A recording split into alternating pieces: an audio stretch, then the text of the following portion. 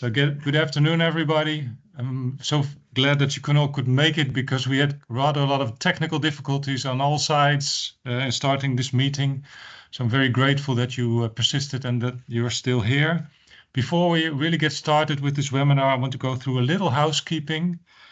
First, I would like to ask everyone to keep their microphones closed. If you have technical problems, which were quite prevalent today, unfortunately, please contact Janine in the chat. She can help you, or help your colleagues if they are not able to enter the chat. The webinar.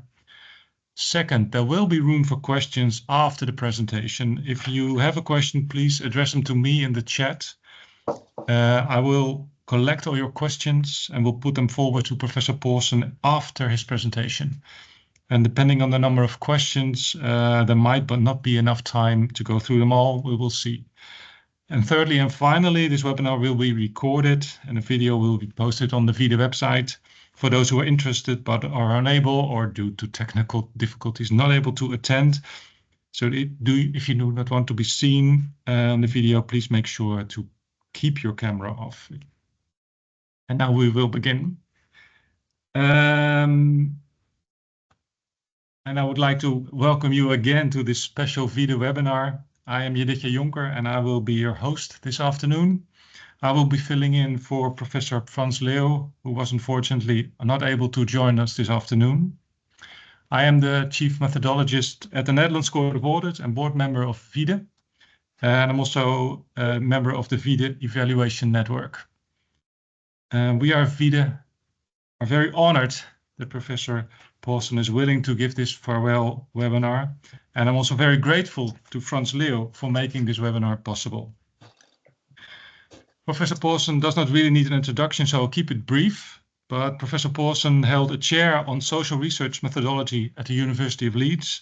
His interest in research methodology is very broad and includes the philosophy and practice of research, covers both qualitative and quantitative methods, pure and applied, and contemporaneous and historical research, to quote his own words. Professor Pawson has written numerous influential books and articles. One of his most well-known books is Realistic Evaluation, which he wrote with Professor Nick Tilley and which was published in 1997. Last year, Professor Pawson published a book called How to Think Like a Realist, a methodology for social science. And today, Professor Pawson will both look back and look forward, and he will share his thoughts on the future of evaluation under the both ominous and tantalizing title, Farewell to Evaluation. Ray, the floor is yours, and I will start sharing your presentation.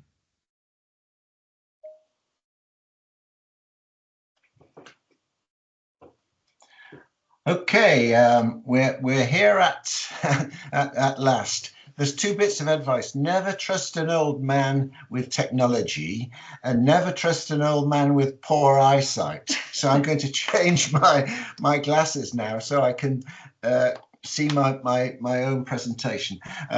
Thank you for that introduction. I have a new friend who I call JJJ, who's done sterling work in getting this all together. Thank you to VIDE for hosting it, and thanks also to Frans Leeuw, who you'll gather is not very well. Get well soon, Frans. And finally, thank you all for joining, and thank you all for your patience. So I'm now ready to start. So my title, as you will see there, is Farewell to Evaluation. This has two meanings. The first meaning is this is my farewell performance. This could well be my last ever presentation. Unfortunately, I've now presented this paper 3 times, so the farewell presentation has become a farewell tour, rather like Frank Sinatra, who I believe gave at least 35 farewell performances. But anyway, that's the personal meaning of it. But the other meaning is I want to say farewell to evaluation as originally conceived. I think it's high time that evaluation moved territory rather substantially, and that's what this lecture is all about. There is a subtitle which is not up there, which is From Verdicts to Explanations. From verdicts about whether a program has worked to explanation of why it works so variably. So that's my task today, and my other new friend Janine will now go on to the next slide.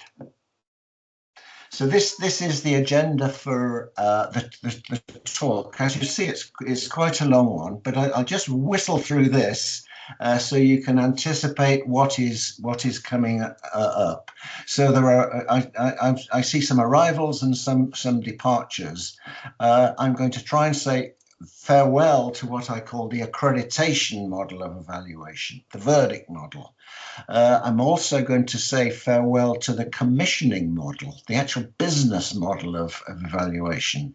Then I'm going to talk about new directions, which begin by thinking about abstraction and making evaluations accumulate.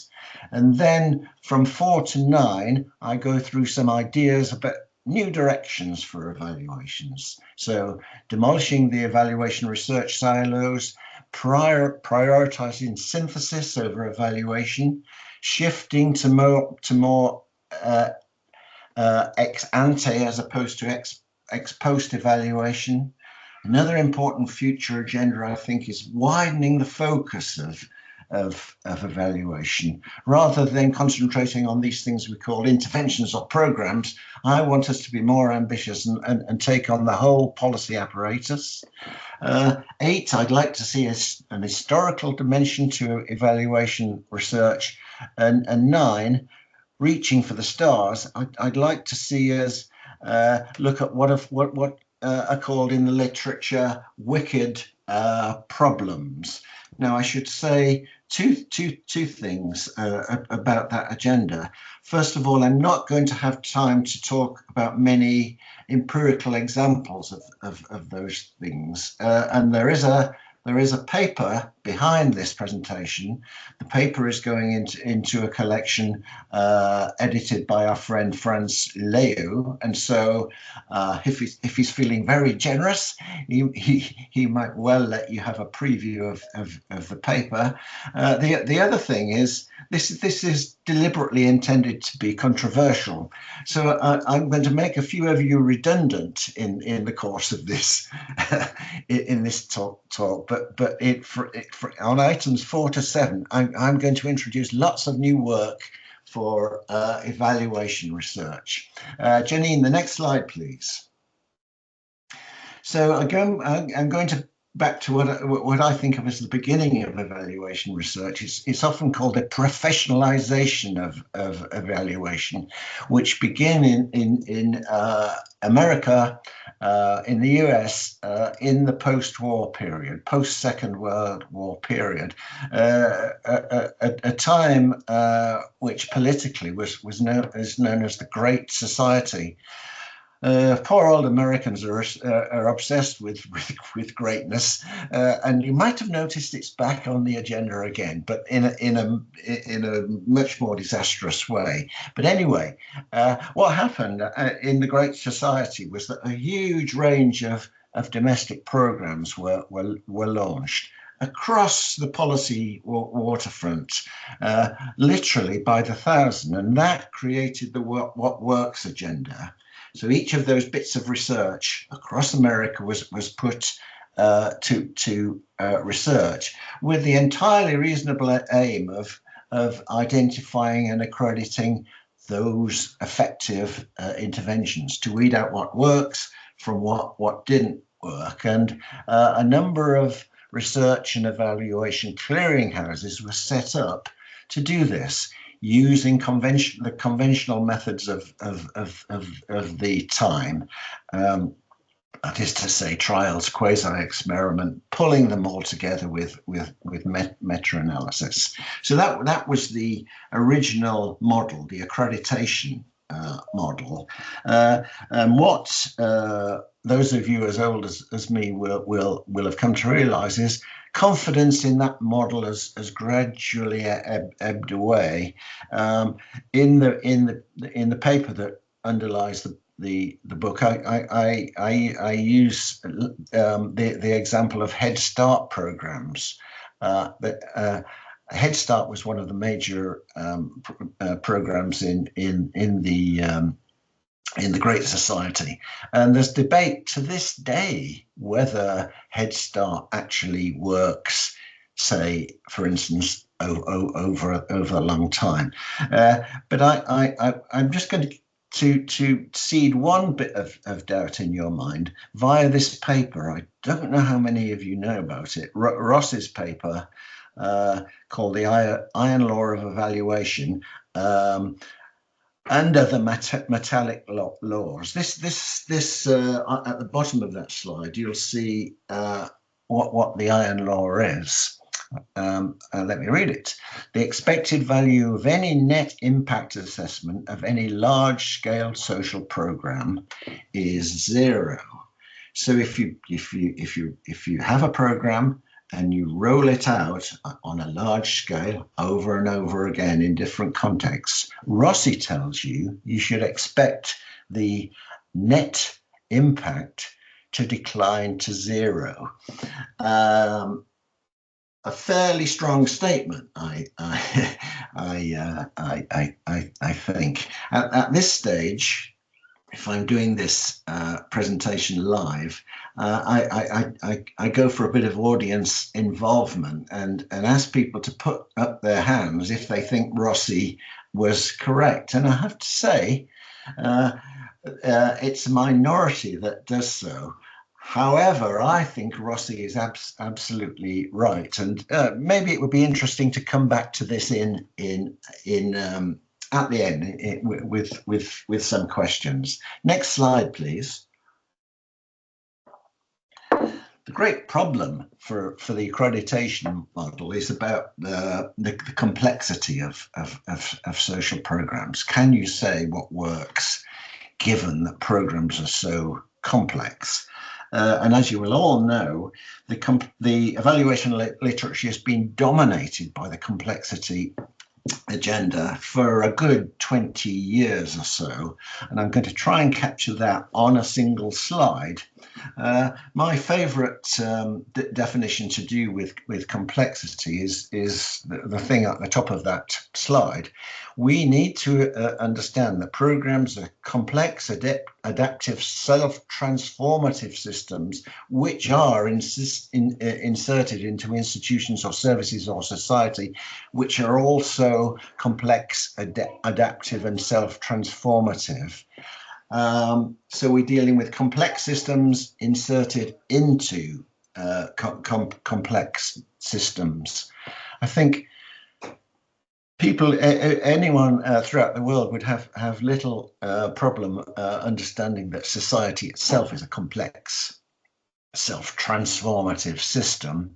The madman in America has transformed the world in a couple of swishes of his silly pen. But the problem is at our end of the business, if you like, is about programs themselves, and there's some early belief that programs can reach maturity, and indeed in the early work there was an assumption about program fidelity.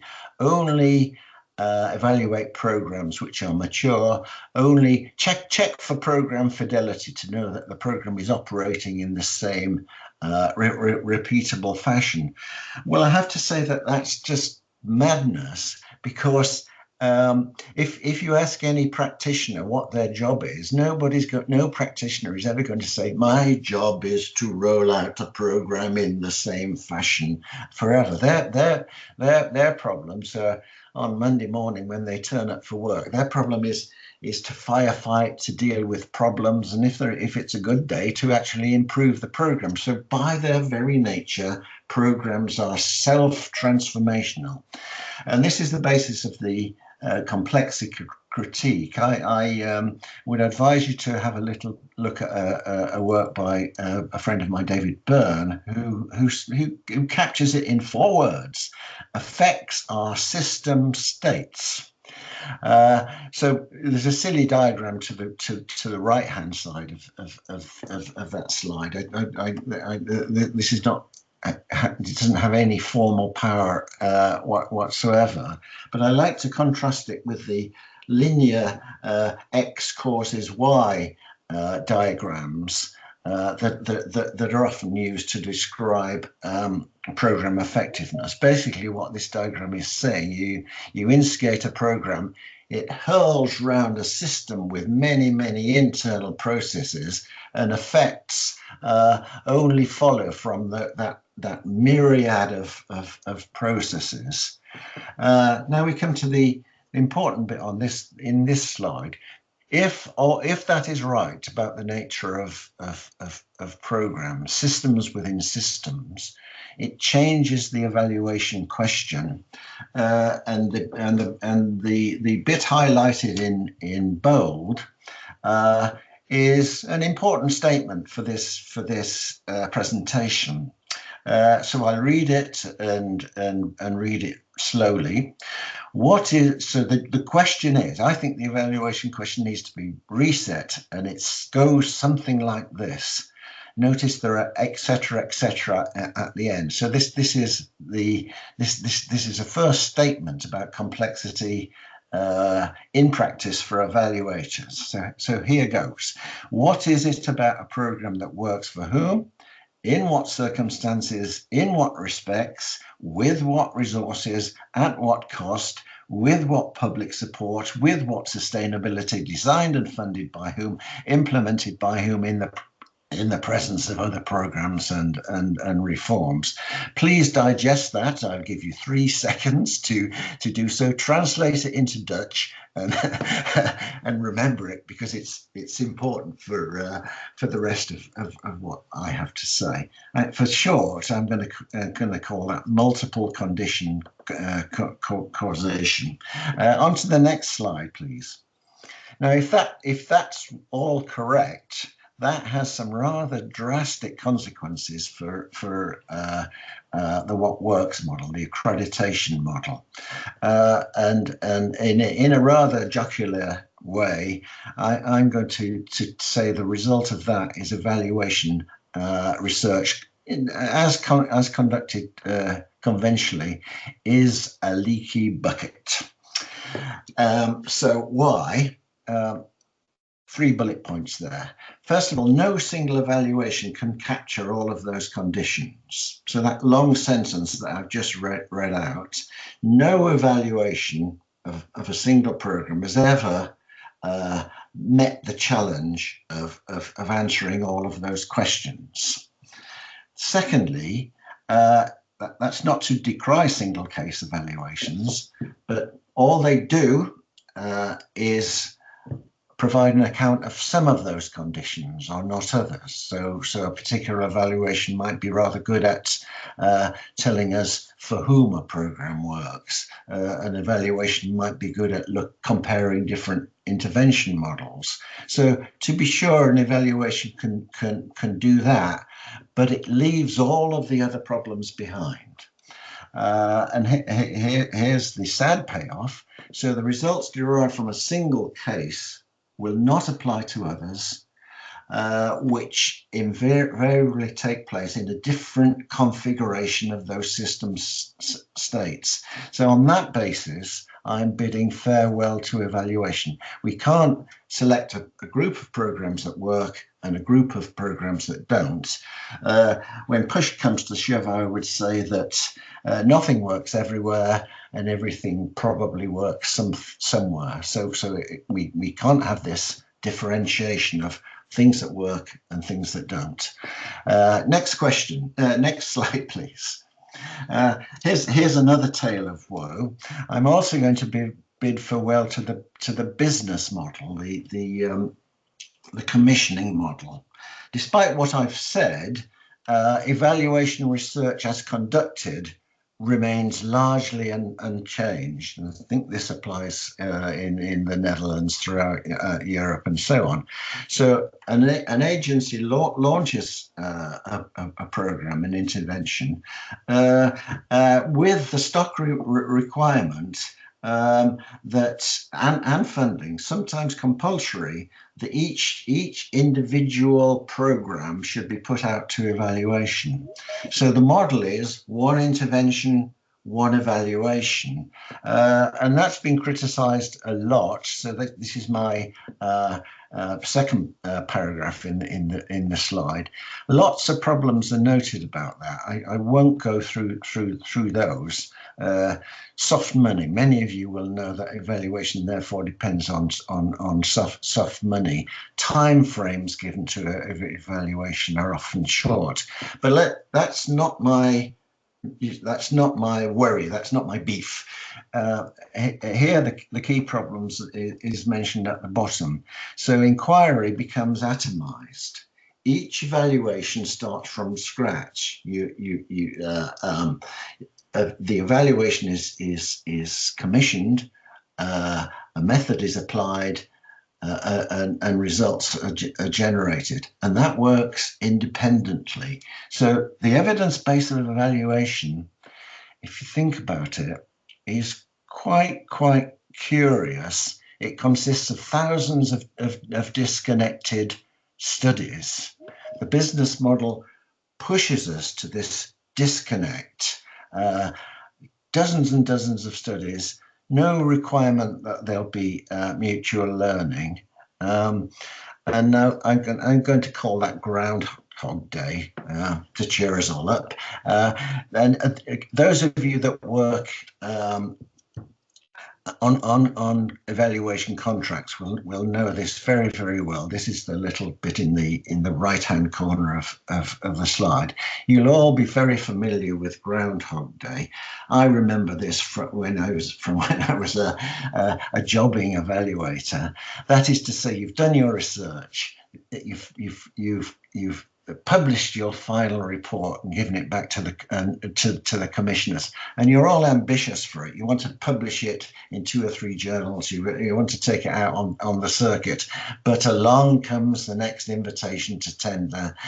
You forget all about that, and you proceed with the next evaluation. There is this enormous fragmentation. No other discipline in the world is fragmented in that way.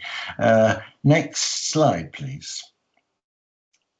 So here's the end of my bad news, a summary of what I've had to say before. So basically, it's this is just an amusement, but it tickled my tiny mind. If you add the leaky bucket to Groundhog Day, you get Babel. Some of you will know the Babel myth, the magnificent tower being built to heaven, but then God made everyone speak different languages and the tower never got built. I kind of think that describes evaluation. The tower has never been built.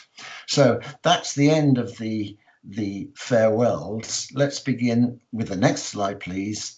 And some idea of where I think evaluation might move in the future. Basically, what I'd like to see, though I doubt very much that anyone will listen,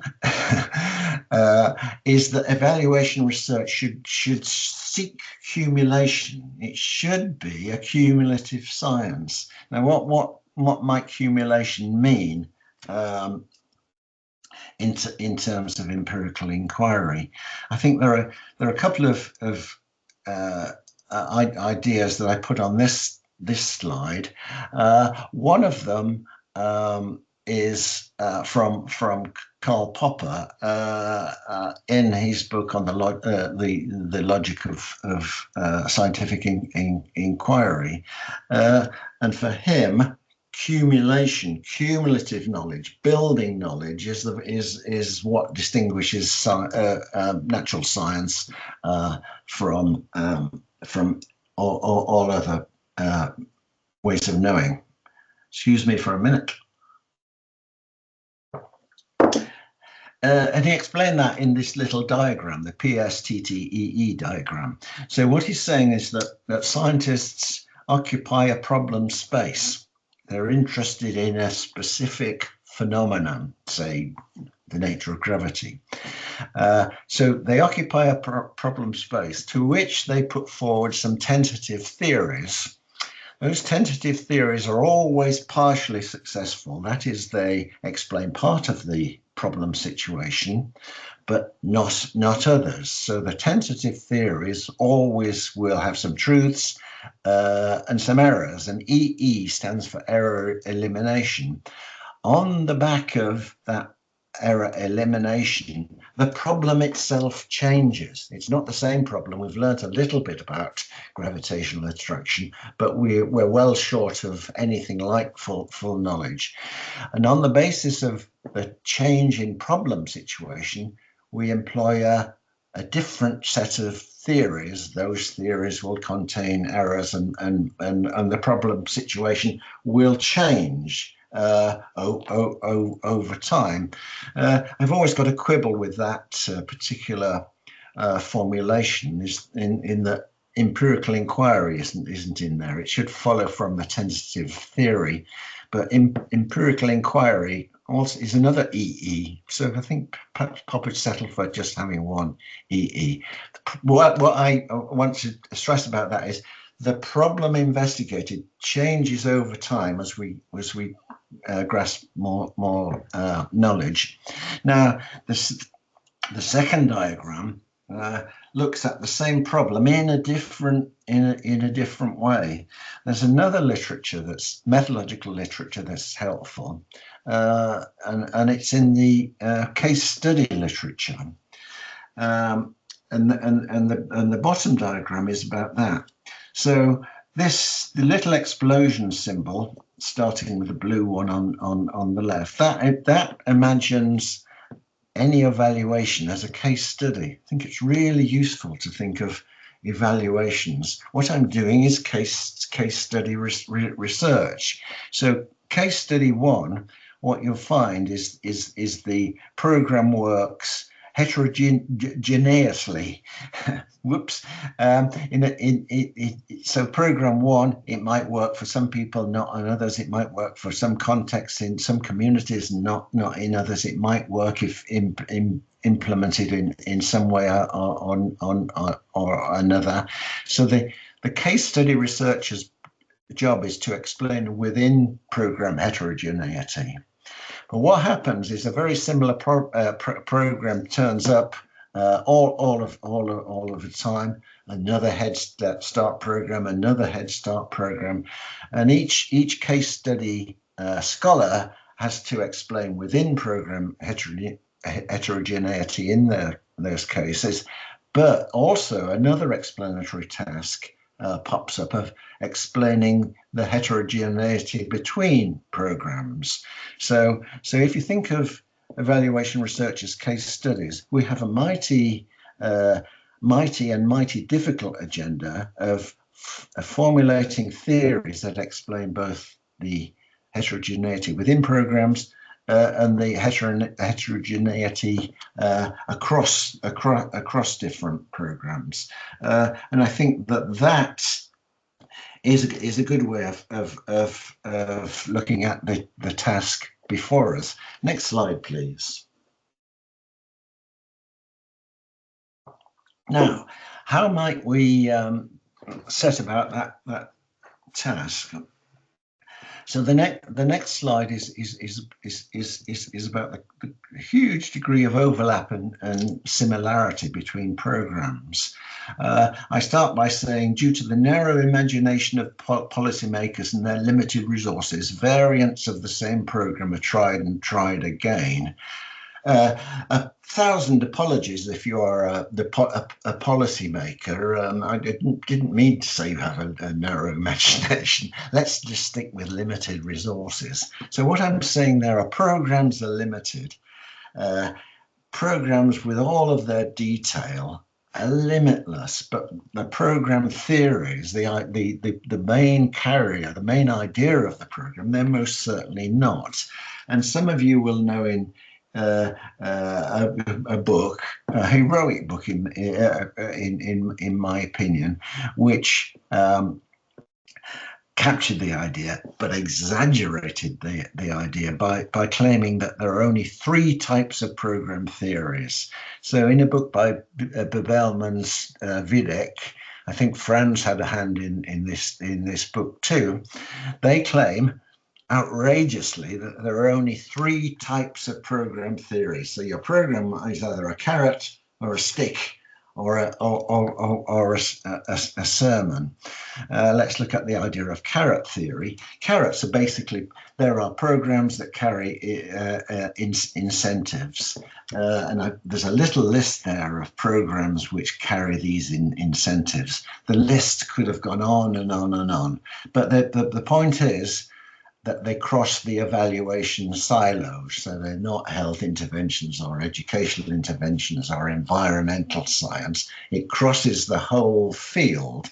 And I think that this is an important direction that we should travel in, to realize that the programs are actually quite universal. So let's just think about carrot theory for a moment. Everyone knows as soon as you get an intervention based on an incentive, there's a problem with entitlement. That is to say, people who are entitled to the incentive often don't claim it, and people who are not entitled to the incentive often try to claim it. If I came across a weird example of this the other day in a Swedish novel.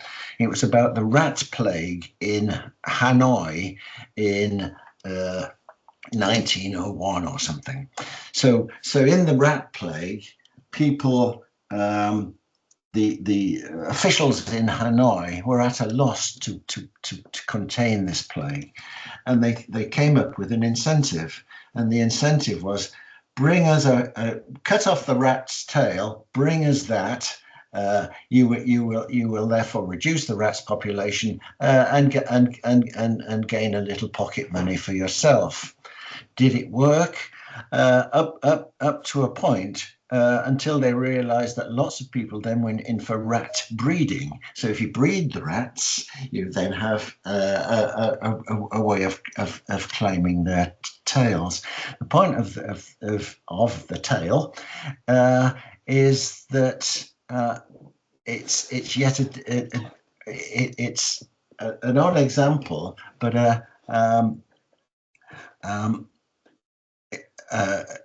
an example, in fact, of something quite familiar that people not entitled to incentives will often claim them. So what I've got a job for evaluation researchers here. I want someone to look across incentive programs and find out how the entitlement problem is connected. It would be is connected across the different events. It would be a quite different kinds of evaluation research, but enormously valued. So next slide, please. The next change that I would like to see come about is the prioritization of synthesis over evaluation.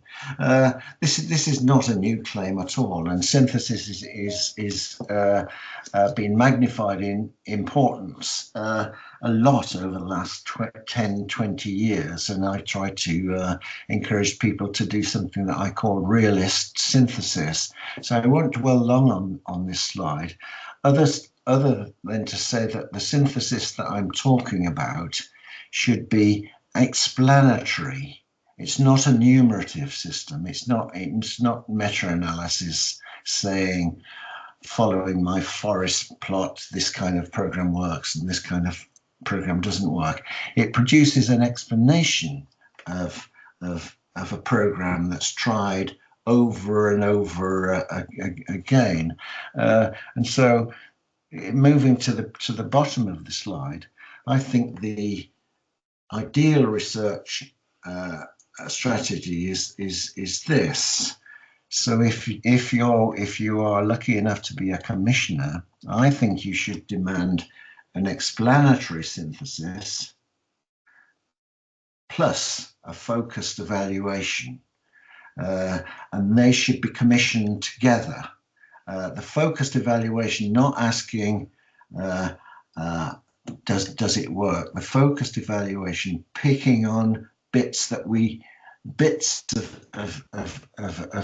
the theory that we don't know.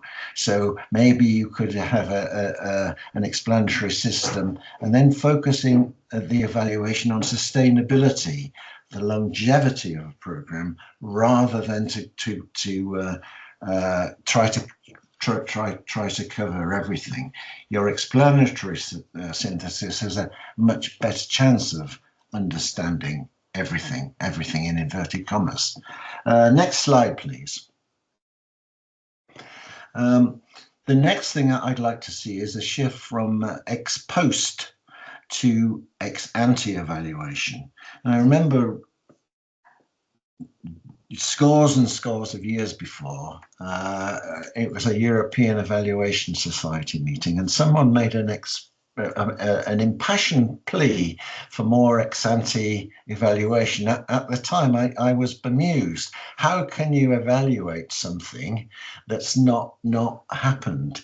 Well, the answer is quite simple. You jolly well can evaluate something before it's happened, and there are a number of methods. I mentioned them there: scoping studies, front-end analysis, something that I'm calling select committee scrutiny, scenario building, and research synthesis does that for you as well.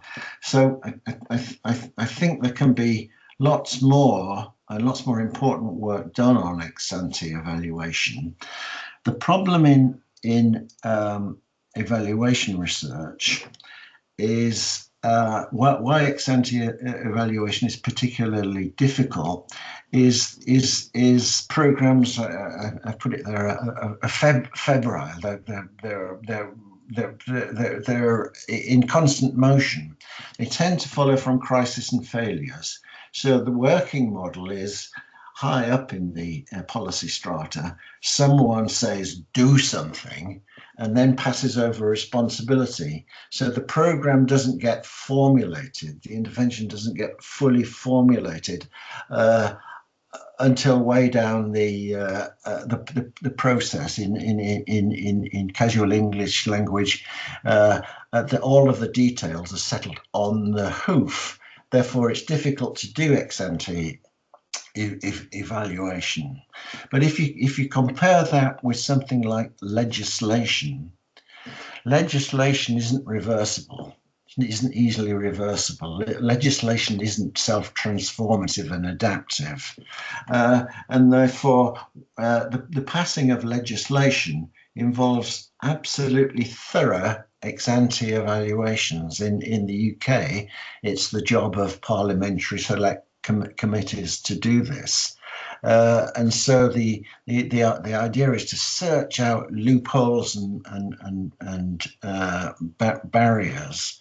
And I think there's an important work for evaluation to be done like this. What's needed is for evaluators and policymakers to get together at the start of business and to lay out a massively detailed blueprint for what the program is supposed to do.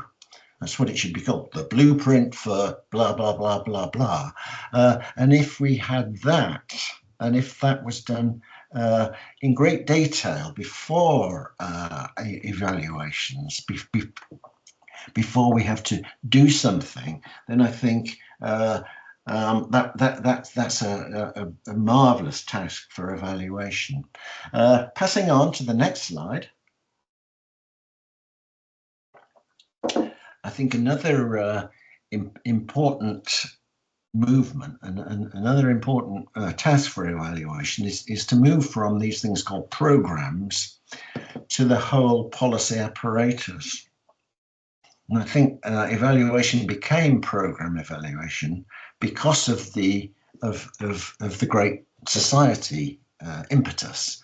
But if you think about it for half a second, there are lots of other policy instruments. In the second paragraph there, I mentioned some regulation, legislation, tribunals, blah, blah, blah, blah, blah, blah, blah.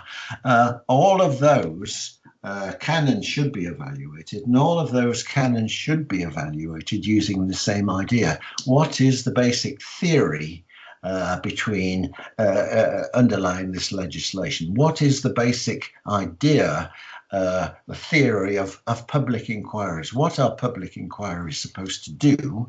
And the evaluation is do they actually succeed in these specific ambitions? In the paper, I've used public inquiries as an example. In Britain, on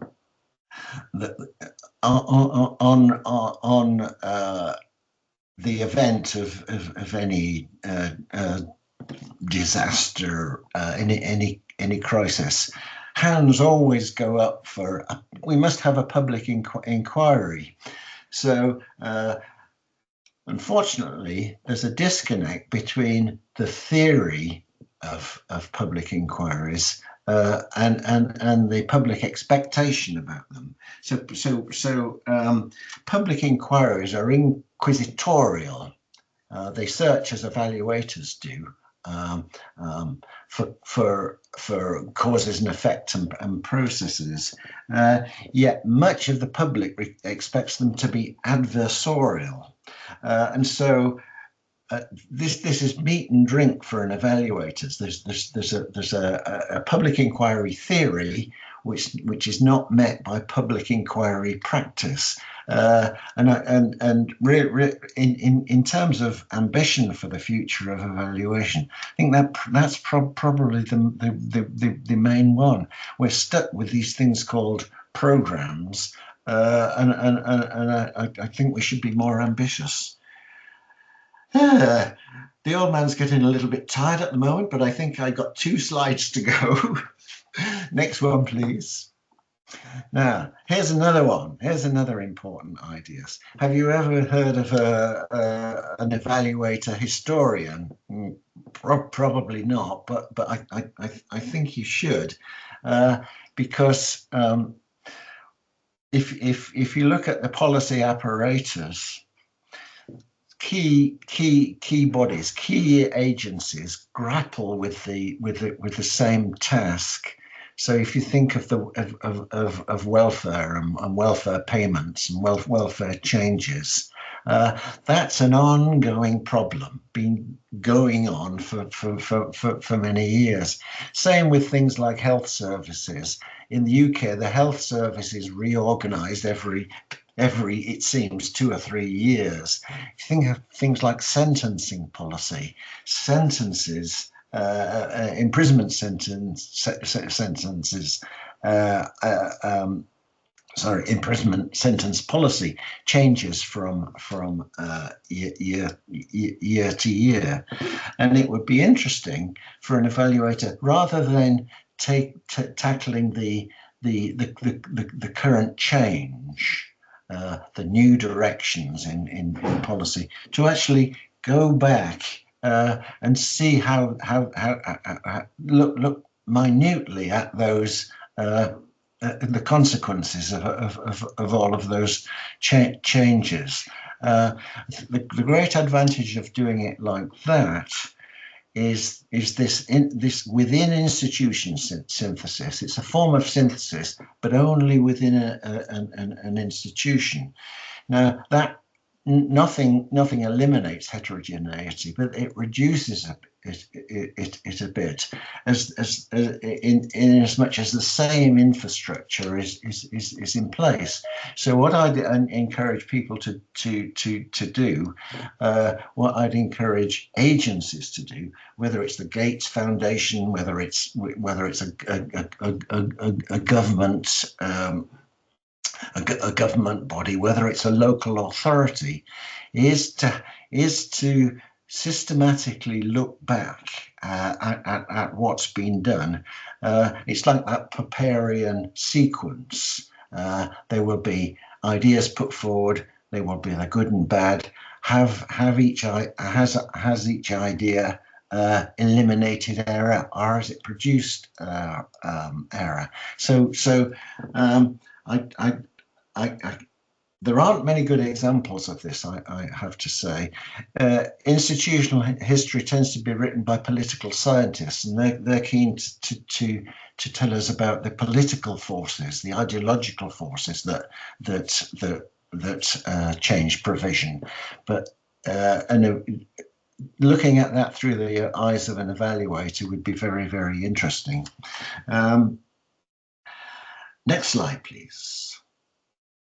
This is the final, it's the penultimate slide, but the final positive suggestion. As you'll have gathered, I'm all for making evaluation much more ambitious than the routine inspection of programs, and this is the ultimate ambition, perhaps impossible. Some of you will know this literature on so-called wicked problems that just seem to be beyond resolution.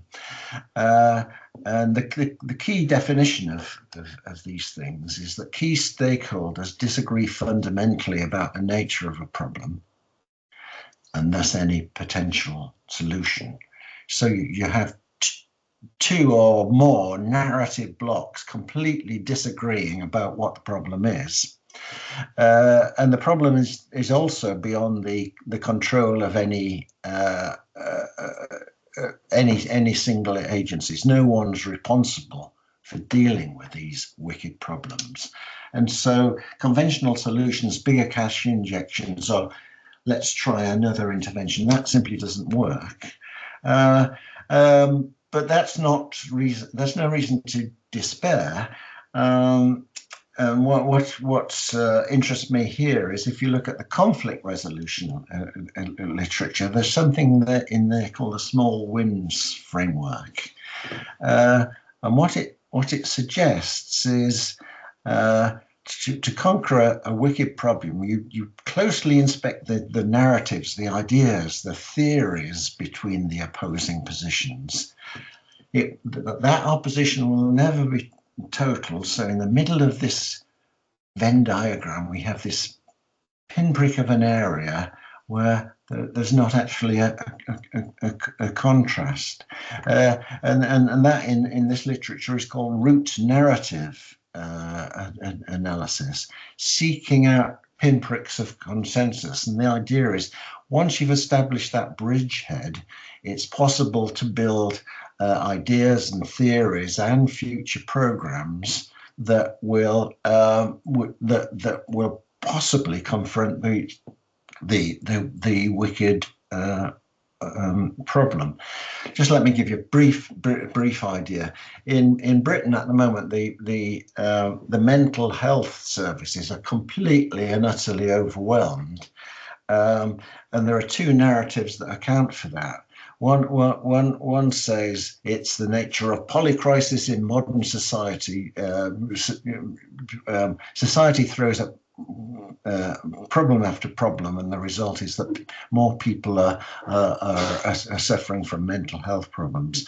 Narrative B disagrees completely. What it says is the problem is overdiagnosis of people, that there's no longer the stigma that used to be attached to mental illness has now disappeared, and people are willing to climb aboard the idea that they have a mental health problem. Narrative B has a vicious element, which then calls the people in narrative A snowflakes. It's called snowflake theory. What I'm suggesting is there might be some middle ground there, which says the problem isn't overdiagnosis, but over medicalization.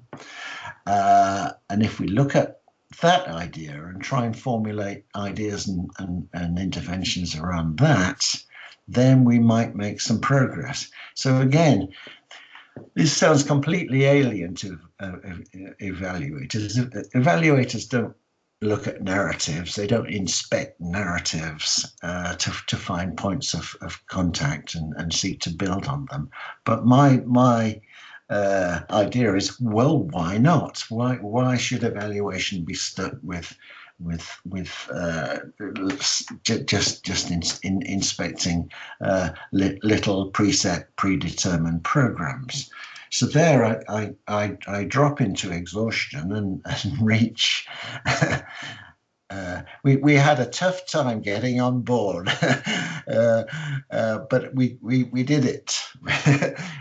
We did it, friends. And so there's me walking off into the sunset, and I'd just like to thank you for paying attention. I finished. Thank you so much, Ray, for this tour de force with a lot of hand clapping, and that well deserved. It was a really, really nice talk, really inspiring. There is still room. Hopefully, I will not over ask you, because I know that it's been quite a tour de force with the problems we had at the start. But I think there might be room for a number of questions from the audience. There are a few already. One is concerning the Popper model that you mentioned earlier. And Dave asks, what could be proposed intervals between the different stages? For instance, by collecting between formulating the PS1 and then the eliminating errors or gathering evidence. Could this be matched with the funding cycle? Is a question by Dave, for instance. I think that's an interesting question, a hugely ambitious question, because the Popperian model is about natural science, which occurs at its own pace, and it's driven, luckily for them, by inquisitive scholars. So it's the disputatious community of scholars that decides on theories and decides on errors. They're not funded to perform a particular experiment. The experiment follows from years of debate. So I'm a little bit wary about transplanting the model into sociology. But the question has a good point. I think I think it's probably captured better in this idea of synthesis followed by focused evaluation. And I think the questioner has got a good point. Funding might have those rhythms rather than a knee-jerk response to the last crisis. That's the best I can do on that one. Okay, thank you. There's also a question about the turn from evaluation to explanation. When would we know how an explanation holds? What would be a research design to help us derive generalizable ideas and tentative theories? I can give you a direct answer to the question, when do you know we're right? And the answer is never. Yeah. But if you let me think for a second. It would depend on some consensus between groups of evaluators. So any particular evaluation or synthesis would put forward a tentative theory and try to explain it, and it wouldn't be for that investigator to say, I have made a move forward. It would be for the community of evaluators to to decide that. And so I think it's another thing that's absent in our world of evaluators. Nobody evaluates the evaluators. Nobody looks back to agree or disagree. So I'd like to see the journals. I keep telling Elliot Stern about this. Each evaluation should have, when it's published, should have queries set against it, and it could almost be routine. That is that is to say, argument and dispute are important, and we need to find ways of building that in without it being seen as harassment and detraction. And so there is a famous phrase from the philosophy of science. It depends on the disputatious community of truth seekers, not just this disputatious community of truth seekers. And if they want to be as science, we need to get much more interested in each other's work. There's also a lighter and smaller question about the threefold that was mentioned before.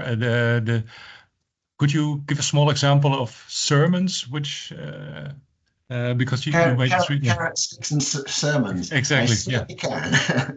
so sermons. Think about COVID.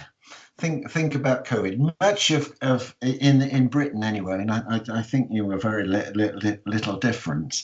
Much of it is advice which we trust you will follow, and lots of public policy is of that and nature. It's advisory interventions, and again, some of them follow a different path. They all have a rhythm, and one of them is called the free rider problem.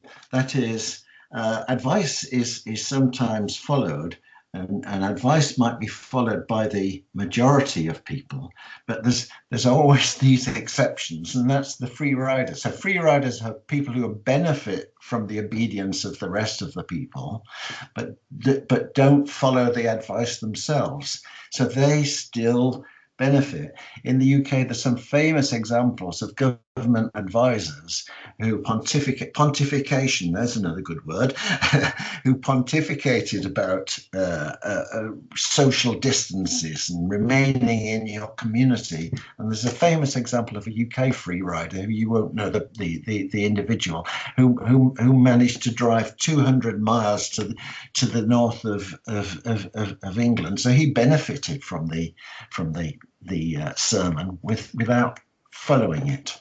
Okay.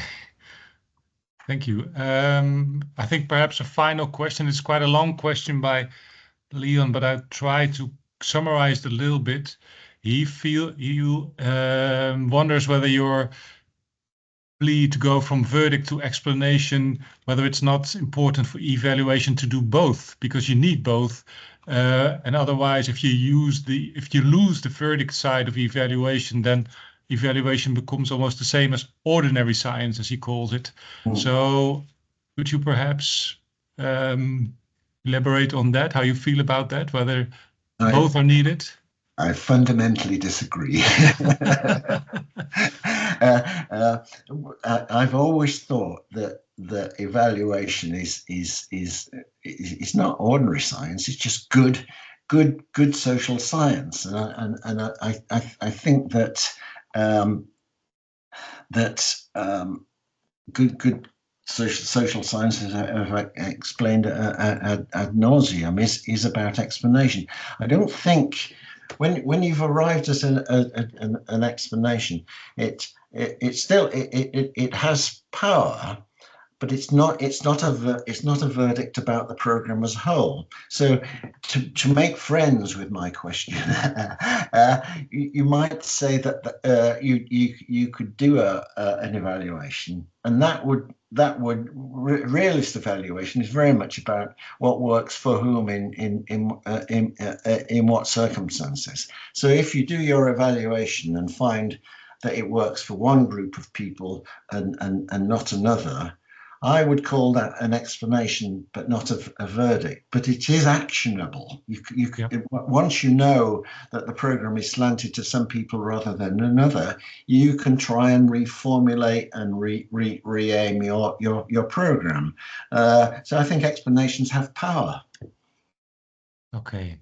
Well, thank you very much, Ray. Thank you very much for this very interesting webinar. Thank you so much for your time and your energy and your very interesting and tantalizing talk. It was really great. Well, we hope to hear from you in the future, but maybe you will ride out in the sunset, just like the picture said. And I keep trying. The one thing I would say is do look out for this paper. Bother our friends. Franz is not very well at the moment, but he'll be back on his feet in no time. I think. If he might be charmed into letting you see an early version of the paper. I will ask him, and then if it's possible, I will ask him to put it on the video website so people can read it afterwards. Okay, good luck with that. Okay. Thank you again so much, Ray. All the best. Pleasure. I'm sorry about the problems at the start, and thank you all for sticking with it. Bye for now. Thank you so much. Bye-bye.